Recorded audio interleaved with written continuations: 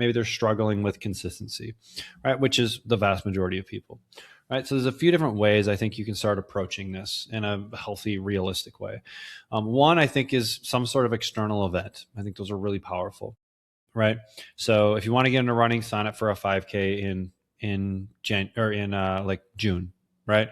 So you have plenty of time to be able to train for it, right? If you maybe just want to be more active, maybe schedule like a vacation that revolves around like a really cool hike that you want to do, or something that is going to require some sort of physical prowess, right? Like you can't just like show up and do it. You need to train a little bit, right? And so sometimes putting these external events on our calendar makes it a little bit easier to show up regularly, because we have this external thing that this is what I am doing it for.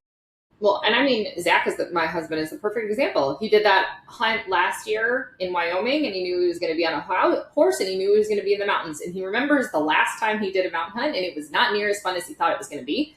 And this year, he knew like mornings were hard, after work is hard.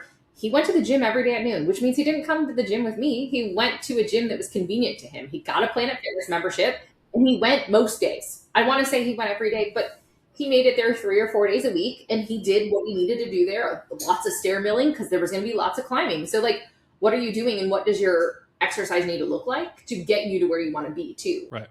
So that could be like a 5K, like a running event. That could be like a cool physical vacation. It could be a Hyrox. It could be like a Tough Mudder adventure race, things like that.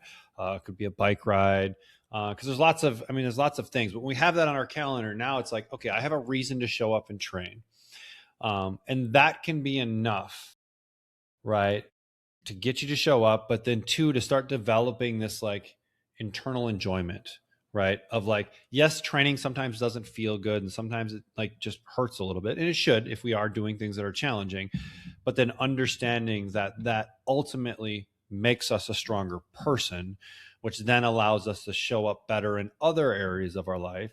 And then also when life hits the fan in other areas, we're actually building more resilience and capacity to be able to handle those things. But that usually comes secondary, right? So in like external happens first. Let's get consistent. And then once you get consistent, you start to develop this new paradigm, this new mental identity of who you are and why you're doing it. And then if you start to kind of bring this stuff together into like how it actually impacts your everyday life, it makes it a whole lot easier to show up. It doesn't mean that like you're going to be perfect and show up 5 days and 6 days a week and get every single one in, but you're probably going to have less periods where you don't do anything, because it'll just become part of like who you are, right? And we know in any endeavor, the more consistent you can be over a long period of time, the higher likelihood that you're going to be successful, right? And this isn't about a perfect routine or anything like that. It's just about like showing up consistently enough. And so for anyone kind of struggling in the new year, I think that's one of the things that you can do right away, is have that external thing on the calendar that you want to show up for and you want to do well at, right? Don't pick something that doesn't mean anything to you, or that you could do it in your current state, right?